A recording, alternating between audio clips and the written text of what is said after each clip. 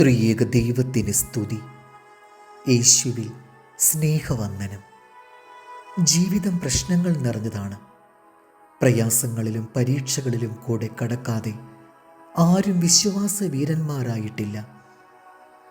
വിഷമങ്ങൾ തരണം ചെയ്യുമ്പോൾ മനക്ലേശമുണ്ടാകും. എന്നാൽ കാലങ്ങൾ കഴിഞ്ഞ് വിശ്വാസത്തിൽ ഉറച്ച് പ്രശാന്തമായ ജീവിതത്തിലെത്തും. അന്ന് തിരിഞ്ഞു നോക്കിയാൽ കടന്നുപോയ ജീവിതത്തിലെ മണലാരണ്യങ്ങളും കുന്നുകളും പാറക്കെട്ടുകളും മനോഹരമായ കാഴ്ചകളായി കാണുവാൻ കഴിയും. പരീക്ഷകളെ ജയിക്കുന്നവൻ ജീവിതത്തെ സുന്ദരമായി കാണുന്ന ഒരു കാലമുണ്ട്. അബ്രഹാം സ്വന്തം നാടും വീടും വിട്ട് അന്യനാടുകളിൽ അലഞ്ഞു നടന്ന് ദാരിദ്ര്യവും മാനഹാനിയും അനുഭവിച്ചു. വിശുദ്ധ പൗലോസും വളരെ കഷ്ടതകൾ അനുഭവിച്ചു. കടലിലും കരയിലും ആപത്തുകളിൽ പെട്ടു. കല്ലേറേറ്റു. പലതവണ അടികൾ കൊണ്ടു.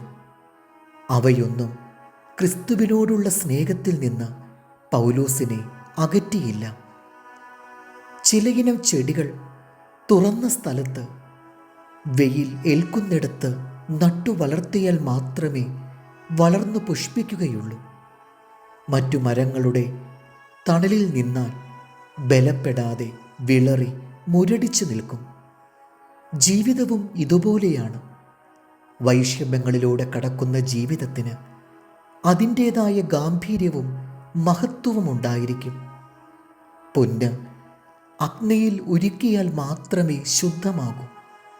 ചൂളയിൽ കിടന്ന് ഉരുകി കീടമെല്ലാം മാറുമ്പോൾ തങ്കം തെളിഞ്ഞു വരും.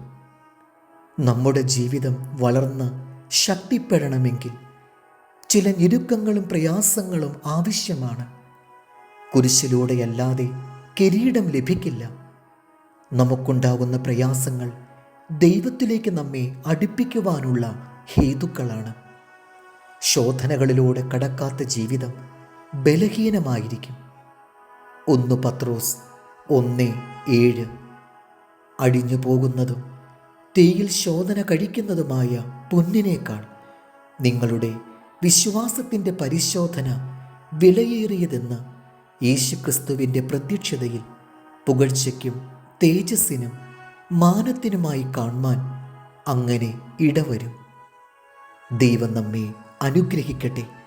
കർത്താവിൽ എളിയ ശുശ്രൂഷകൻ ഈരാളിലച്ചൻ.